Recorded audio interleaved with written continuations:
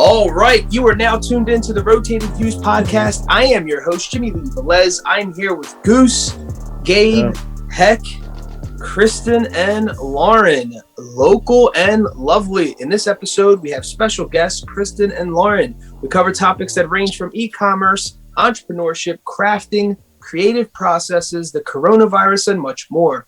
We wrap the episode up with quotes from Helen Frankenthaler and Jack Canfield. Guys, if you're new, thank you for joining us. Don't forget to download and subscribe. We drop a new episode every Tuesday morning for your listening pleasure. Kicking things off, Christen and Lauren, thank you for joining us. We appreciate it. Well, it's our pleasure. We're so glad to be here. Awesome. All right, so we're going to jump right into it. Local and lovely. For those of us who do not know who you are and what you do, Christen, if you want to kick it off, and then we'll go to Lauren, let us know. Sure. So why don't I just start with a very brief introduction of myself, because I feel like that's always useful.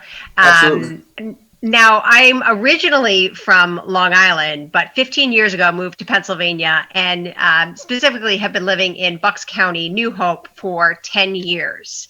And when we first were looking for a new home, a forever home, we really wanted to start a family. We looked around and we really fell in love with New Hope. But I'll tell you, since living here over the last 10 years, just really fell in love with New Hope so much more. Love the community, love all of the neighbors, love everything that New Hope has to offer. And Lauren? So I've only been in New Hope for about 3 years. I kind of actually moved around a bit as a kid, from North Jersey to Virginia and back to New Jersey in the Pennington, Hopewell area, which is really what I consider home, where I come from. And then I lived in Hoboken, New Jersey for 17 years, and then moved to New Hope 3 years ago, and very quickly called this home. And I couldn't imagine being anywhere else. I mean, it's just such a beautiful area. You can't help but fall in love with it. And we're happy to be here. And soon after I moved here, I met Christen, and we developed a wonderful friendship. And now 3 years later, we have this business together, and we couldn't be more excited. That's awesome. Yeah. That's awesome. So thank you for the intro. So let's dive in. I mean, you guys meet each other, become friends. How does the whole, business thing even come about? Was it, introduction to a product, or you're kind of just hanging out with one another and you kind of just start talking about it? Explain that process. Sure, I can take that one. So what's crazy is we had thought about, we've been asked this question a few times, like, how do you even do this in the middle of a pandemic? And when we've really sat down to think about it, I felt that it all actually began just with a jack-o'-lantern. We, this past October, the beginning of October, I think that's when the reality that this pandemic was going to be long-term, that it wasn't going to be over anytime soon. We both have school-age kids, and the reality that schools didn't even open was really starting to just set in. And so we were trying to plan for Halloween for our children. We both have young children. I have 3 young boys. Lauren has 2 young boys. And we wanted to give them some element of normalcy for Halloween. So we started to ask around our neighbors and say, what is going to happen this Halloween? And goodness, we heard a full spectrum of answers. And so what we decided to do was pull a few neighbors, get together for a Zoom, and decide on very specific things that had to be in place for Halloween to be risk-free and a ton of fun for our kids. So we did that. We spread the word through text message, Facebook groups. We canvassed the entire neighborhood, over 100 homes. And then we crossed our fingers, and we really hoped that everyone didn't think that we were crazy. It kind of felt, I know it might seem silly, but it kind of felt like we were taking this risk, who are we to decide what Halloween is, right? And how you participate in Halloween. And we just decided it, and we went with it. And everyone followed it. I mean, to a T, everyone in the neighborhood followed it. We really honestly thought going into it that the only people who would take us serious were people like us with young children who really, really had a reason to want Halloween. But no, everyone followed suit. I mean, it didn't matter if you had kids, didn't have kids, older kids, young kids, everyone participated. And why I say jack-o'-lantern is because not only did they participate, but just the elaborate decor. I mean, someone even made a gigantic life-size pirate ship for their front yard.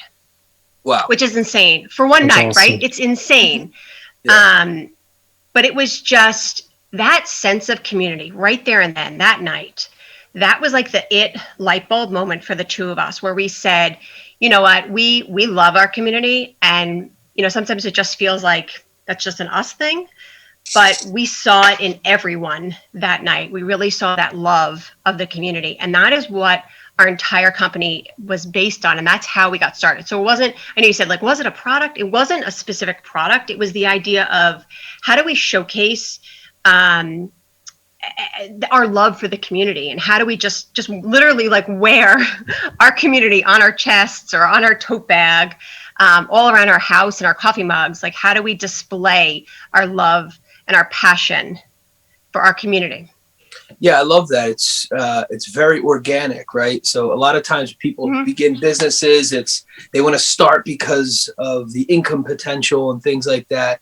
But when someone does something out of the kindness of their heart, obviously, and then sees the potential, those are the businesses you want to see thrive, right? And then you also have the support of the community, the strength in numbers, right? You suited 100+ homes or whatever it was, and everyone came together, and you really see almost like this storybook thing where, we've been through enough, and, our kids want something of some level of normalcy for this, this holiday season. And here you guys go, just one little idea, right? Out of the kindness of your heart and of the love for your kids too, right? But that one little idea just catapulted into something much bigger. Right, exactly. Yeah, and it was so interesting to us to see how much of the community, you didn't realize how much everybody really loved their town until, like Christen said, you saw them sitting out in their front yards with a fire pit and cheering on all the kids going by. And so when we started the business, we were like, well, if we feel like this, people in other towns must feel like this. And I'm sure, everybody's been home a lot, as we know, for the last year. So you kind of either probably fell in love with your town even more, or maybe you hate it and you moved. But people that fell in love with their town more, we're kind of catering to them and trying to find those other passionate people that love their town as much as we do. So that's kind of where everything was born, and where our products come from. And we noticed that in our town, downtown, there just wasn't enough for a very touristy town. There really isn't much that you can buy that says New Hope on it.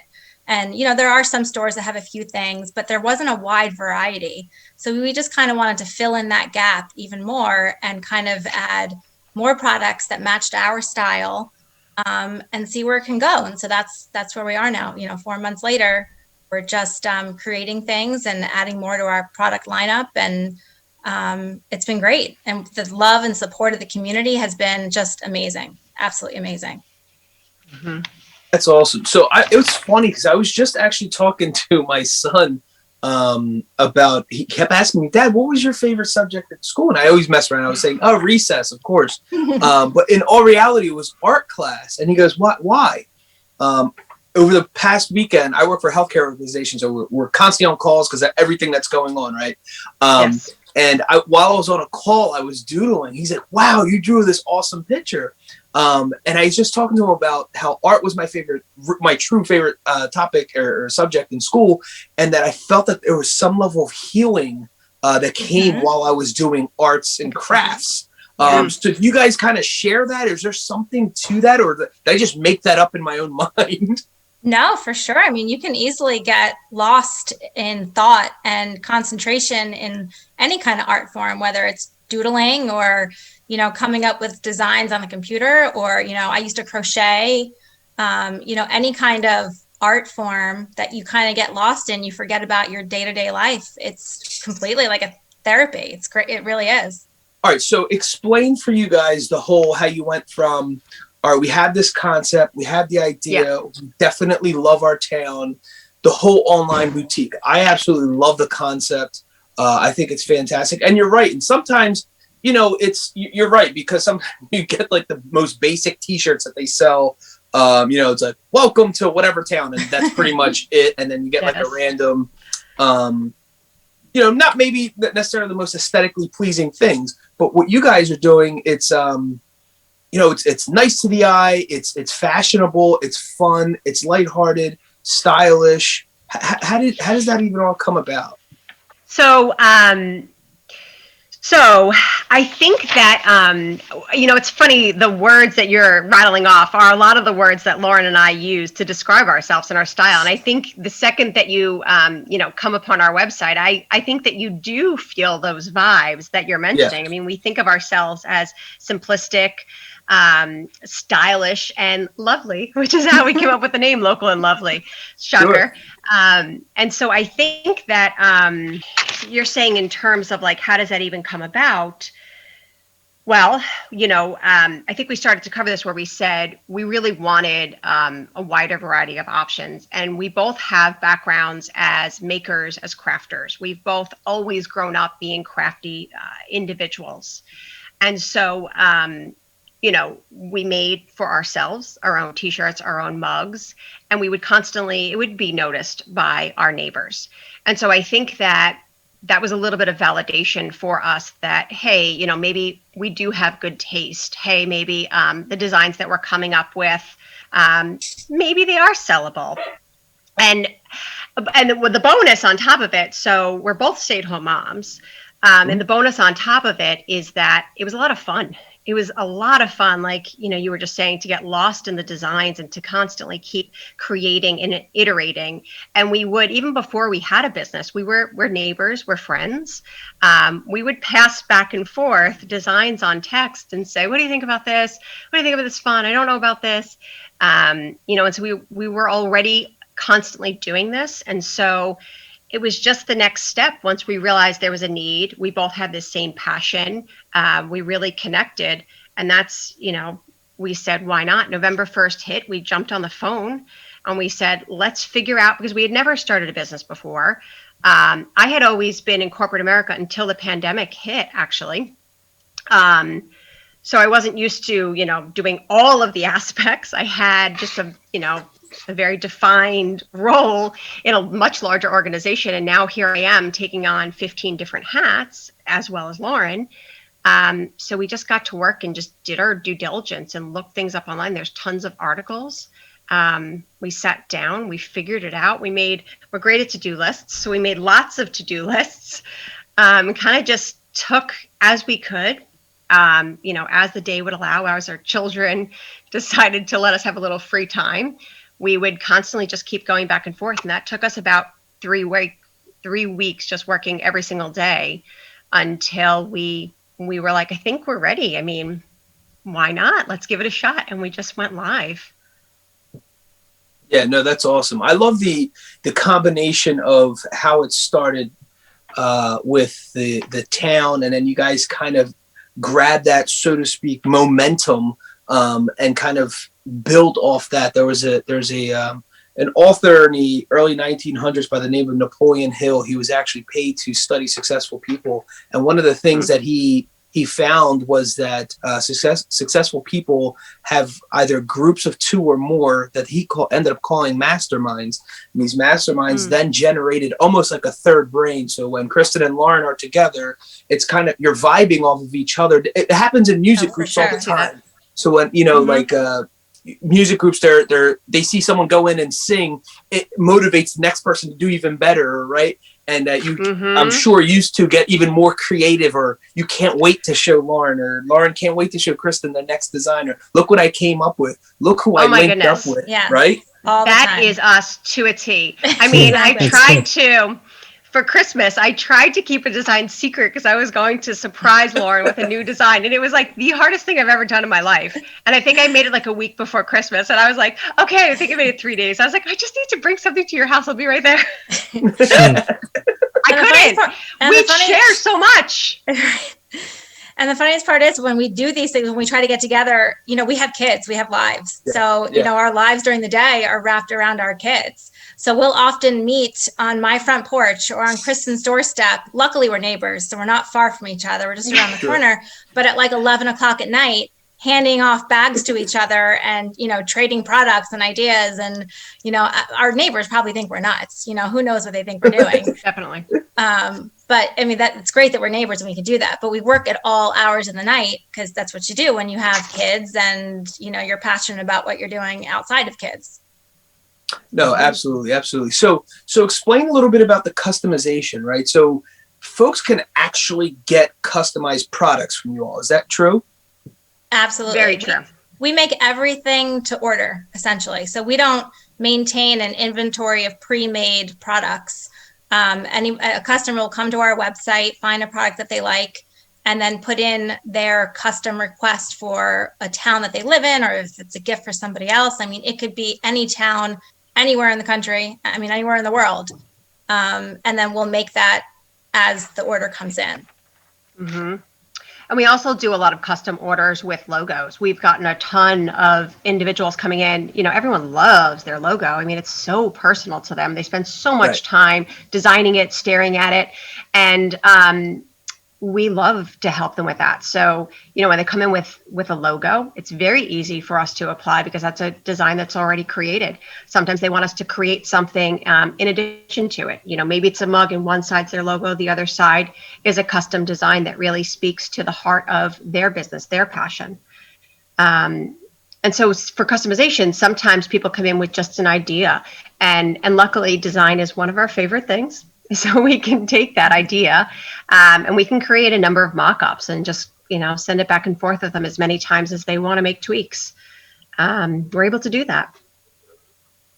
Yeah, that's awesome. It's so funny too, because I remember, I wish when I was, there's a ton of people go off to college and all this thing. And, I grabbed onto, there's just one mug that I always had when I wasn't far. Mind you, I went to Temple University, but I still always grabbed onto this one mug, this coffee mug that we would practically use every other morning or whatever. And it had my local, I'm just realizing this now, it said Bristol on it. And I think that was the only reason why I clung to this thing. It was like my favorite thing because there's a piece of home, even while I was only, 45 minutes away from home, but still it was something that meant a lot to me.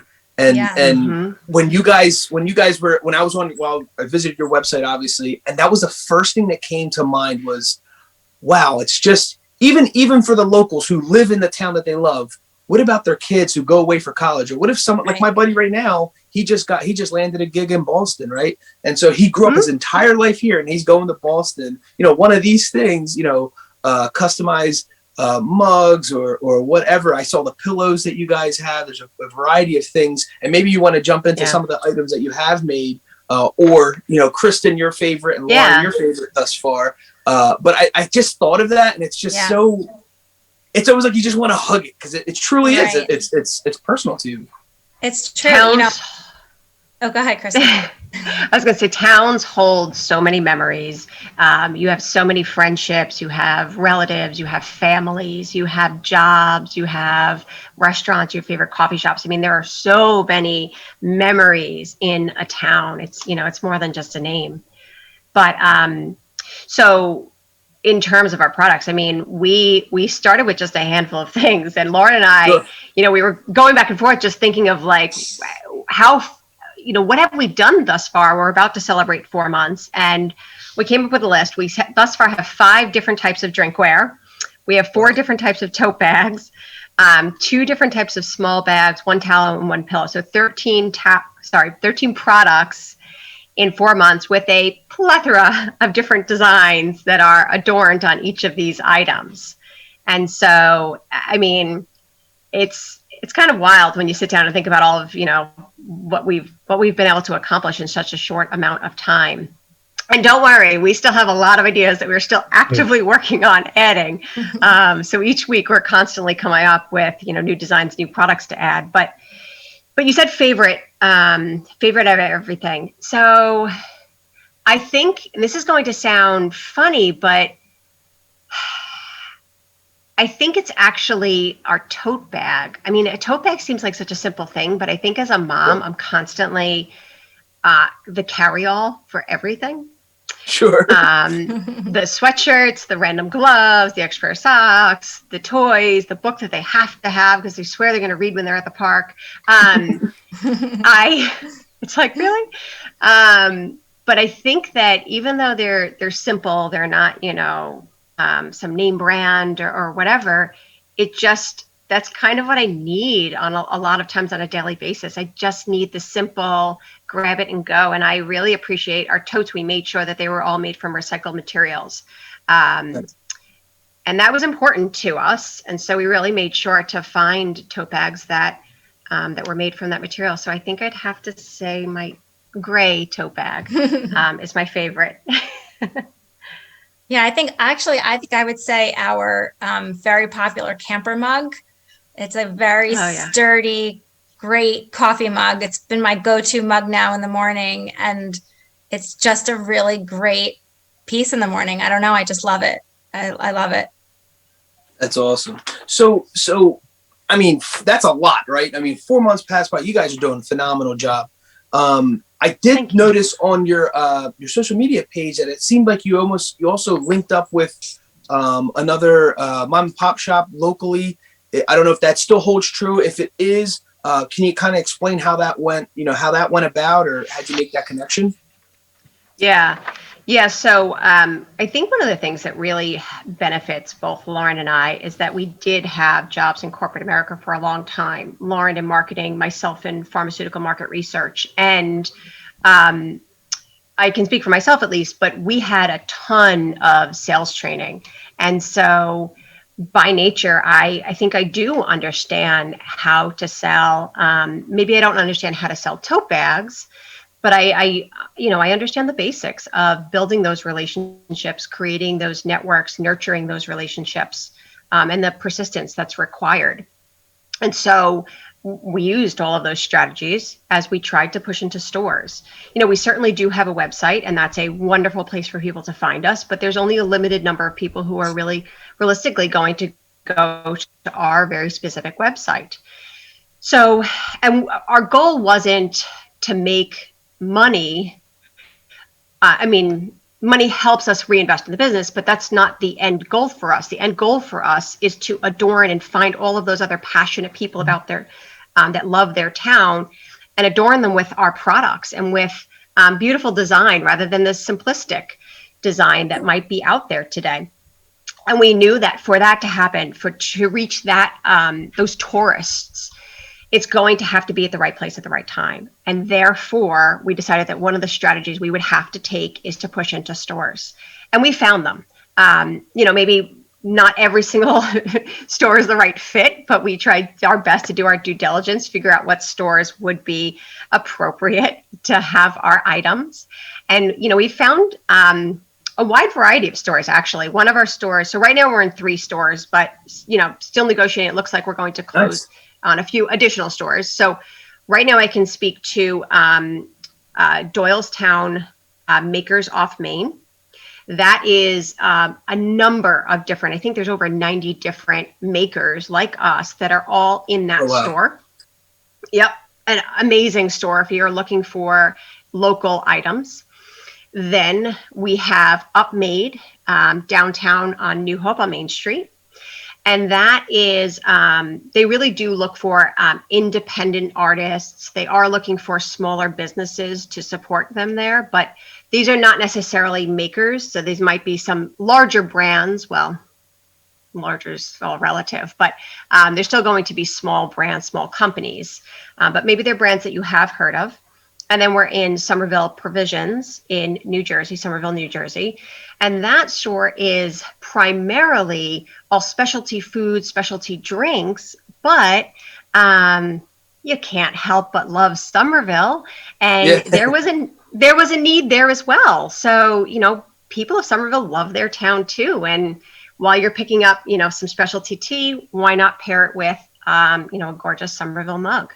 Yeah, no, absolutely. I think it's incredible. I think this is like the 3rd show in a row that we mention the small town this whole small town feel and pride almost. My brother Miguel, who's on the call as well, he was part of something called the Small Business Revolution. But what was interesting to enter, and Bristol Borough won, and his business was nominated and all that. So it was a fantastic experience.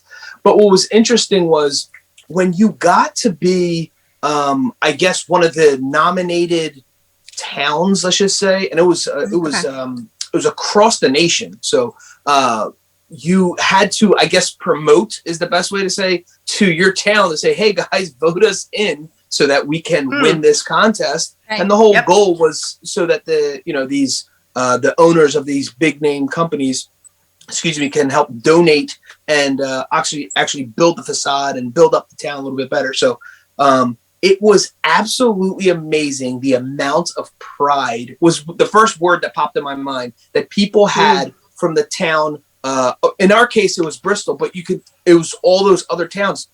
Goose, I don't know. Do you remember how many it was? I think it was like 500. 500 entered, and by the time you got nominated, it was like down to 100. Then it went down to 25 towns. Yeah, it was like, I think it was 1,400 towns like across America, and then it went down to like 500. Then it went down to like the top 60. Then it went down to the top 10. That's where it was like juggling. Wow. And then Bristol Borough won the best small town of America that 2017. That's fantastic. Yeah, it just rings true to what you all are doing with Local and Lovely, how passionate people are about the town that either they're from, they grew up in, whatever it is. They want to see the town succeed, right? They want to see the town win, and they're so proud of that. And so you guys kind of tie all that in. And it's so funny to go back on what I was saying originally. You do almost see the whatever town, like this random square T-shirt that's like at a random gas station or something. It's no true like stylish like things, right? Right. And so when I was on your website, that was the first thing that popped in my mind. It's like, beyond being proud of your town, you're actually proud of what you're wearing. You don't mind it. It's stylish. Or even like the tote, and you, like you said, you go to the kids' soccer game or to the park, whatever it is. You have something that's representative of who you are, where you're from. It's stylish at the same time. It's like a win-win, right? Right. And it's funny. It's one of those things where people don't really you don't go out to dinner with your friends and talk about how proud you are of your town. It's not something that's really talked about. But as we've been going through this process, we've realized that, the orders that are coming in and just talking to people about what we're doing, you realize that people really do have a lot of pride for where they live. It's just, it's not something you talk about. I mean, it's not a conversational point, but, we've just realized about how everybody kind of feels this way. And, it's really a nice thing to see in your community that people do love it as much as you do. Yeah, no, for sure. I mean, me and the guys aren't sitting down like, do you know how much I love this town? Exactly. But if I'm wearing a shirt, I'm like, that's a nice shirt. I like that. I dig it. Exactly. So in your, where do you guys want to see yourselves, in the near future? I'm not, I know everything's just getting started. We're not asking for, 20-year plan by any means, but just in the near future, next year or so, where do you guys hope to be?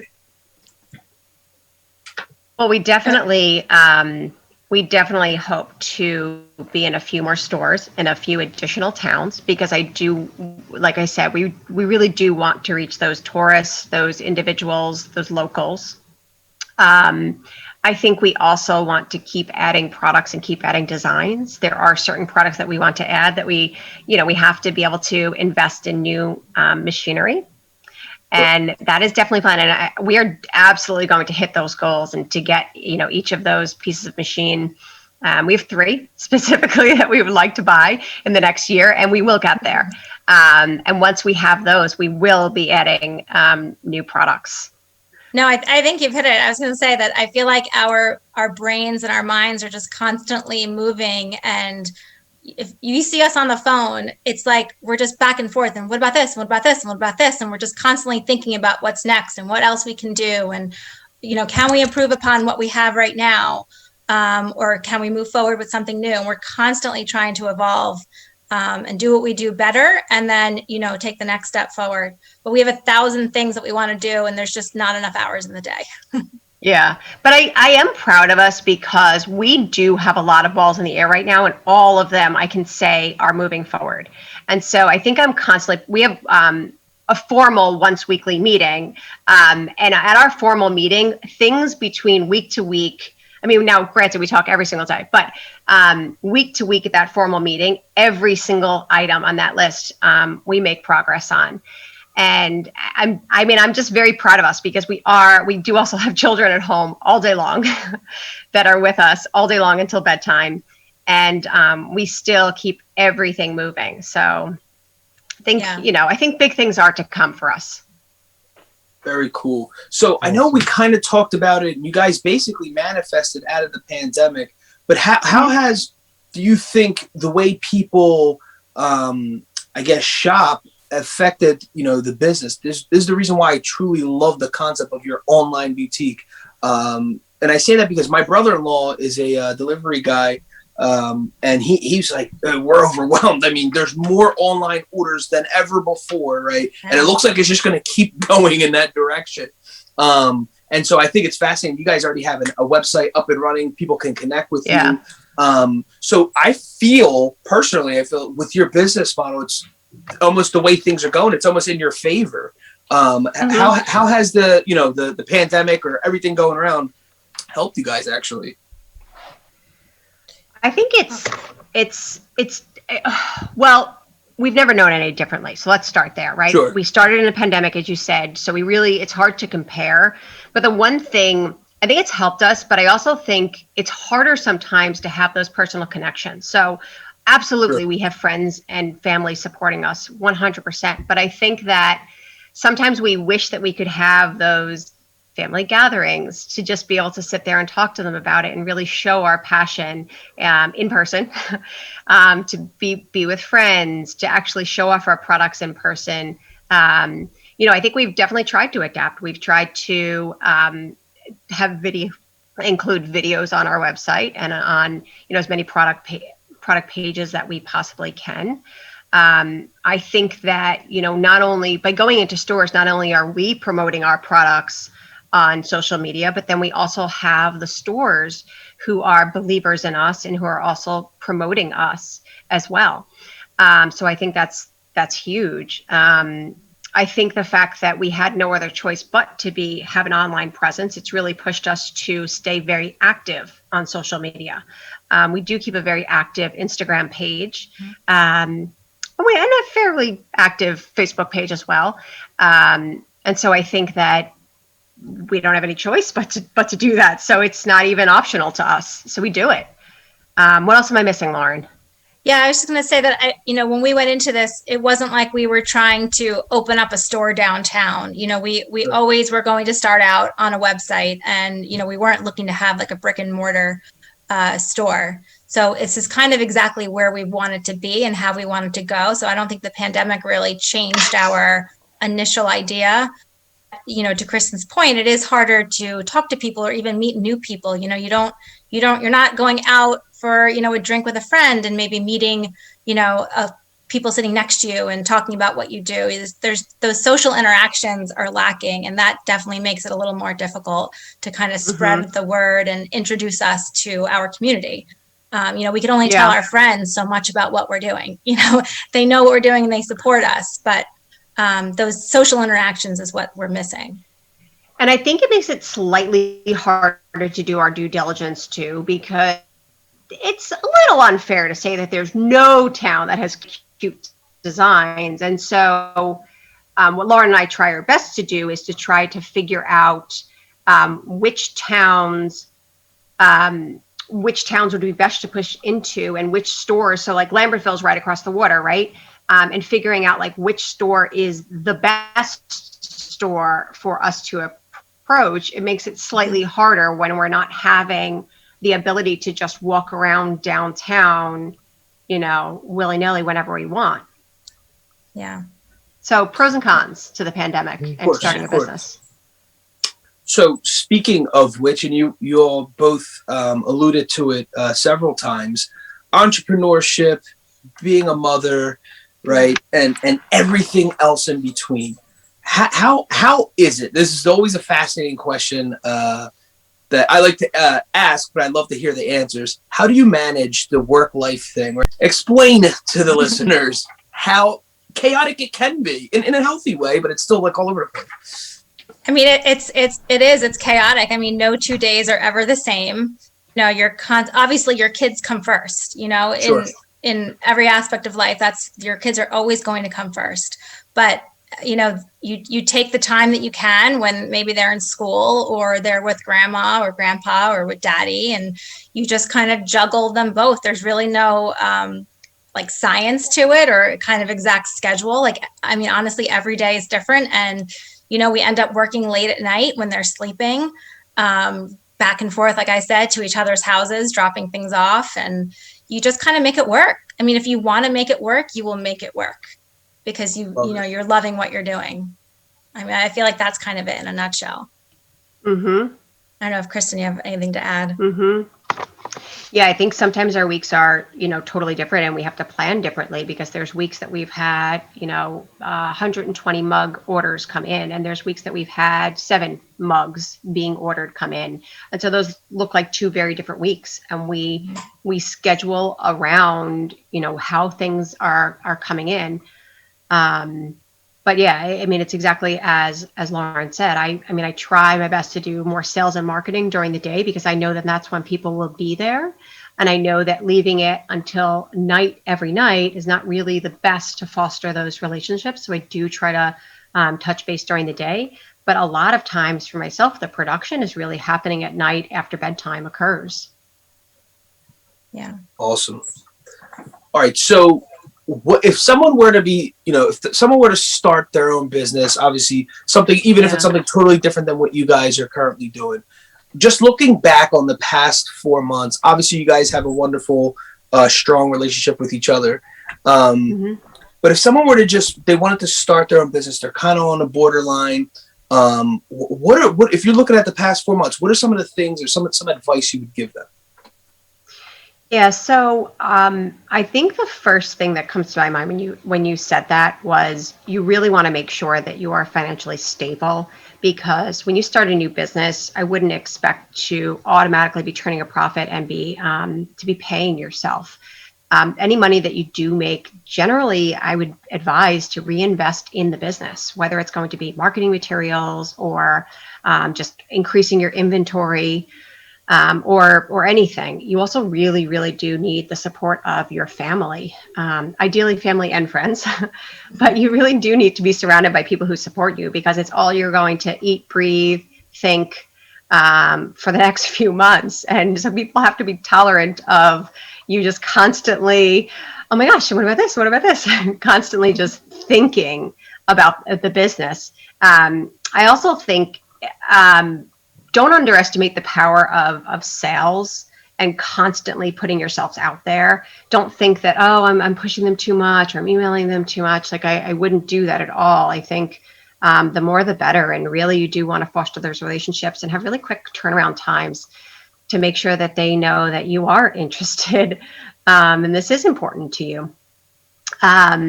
But also, I think what's important, if you do decide, like Lauren and myself, to go into business with someone else, I think you really need to make sure that you connect, you see eye to eye on the idea for the business and where it's going, but also that you are you're compatible with one another in terms of your work style, your ideas, your approach, how you manage things.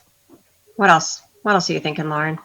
No, I think that was it. I was going to say that's one of the reasons why Christen and I work so well together is that we're very similar, but we're very different. So we bring in different strengths to the business and we complement each other really well. So where Christen may shine in one area, I shine in another. And that we really have a very good working relationship because of that.